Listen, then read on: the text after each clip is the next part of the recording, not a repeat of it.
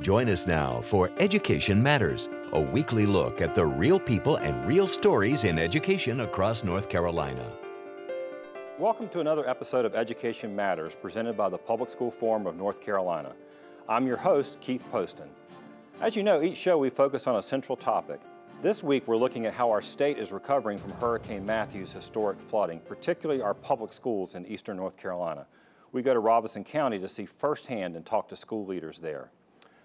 Before we tackle each show's main topic, we open with a segment we call Edlines, a quick scan of education headlines across North Carolina and the U.S. Election 2016 is over. Defying all pollsters and prognosticators, Donald Trump was elected the 45th President of the United States, defeating former Secretary of State Hillary Clinton. Here in North Carolina, Attorney General Roy Cooper led Governor Pat McCrory by a small margin as election night ended, and he would make history as the first candidate to unseat a sitting governor. That race is headed for a canvass and possible recount, so final certified results are likely a week or more away. Republicans did maintain their supermajorities in both the North Carolina House and North Carolina Senate. Next week here on Education Matters, we're going to take a closer look at what these results may mean for education policy in North Carolina. Education may not have been a focal point in the presidential election, but some states had major education issues on the ballot on Tuesday. In Massachusetts, voters rejected an expansion of charter schools in the state. The ballot measure known as Question 2 would have allowed up to 12 new charters each year or increased enrollment at existing ones. In Georgia, voters rejected the creation of a statewide opportunity school district. This new district would have been run by the state with authority to take schools deemed to be chronically failing from the control of local school boards. The plan was modeled after similar programs in Louisiana and Tennessee. The North Carolina General Assembly created its own version last session, the Achievement School District. That is slated to take over management of some elementary schools here in North Carolina.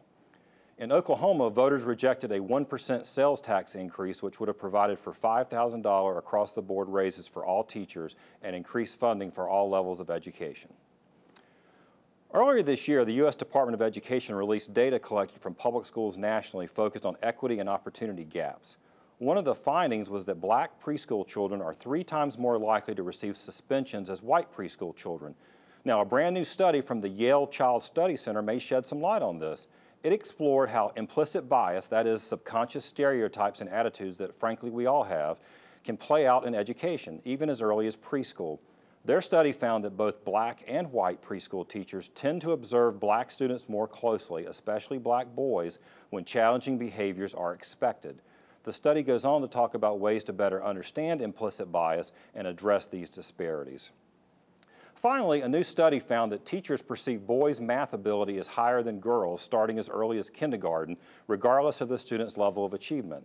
This is according to researchers from New York University, the University of Illinois at Urbana-Champaign, and Westchester University. This study was published just last week. This perception at such an early age could affect girls' confidence and aptitude for math and prevent them from pursuing future STEM opportunities. A recent nationwide survey found that teachers are more likely to tell boys that they would be good at computer science. 39% of boys heard that versus 26% of girls. We should know by now girls can do anything boys can do, maybe better. Just ask my daughter. Now, you can visit the Public School Forum's website at ncforum.org, click Education Matters, and read more about each of these headlines, as well as other topics we cover each week.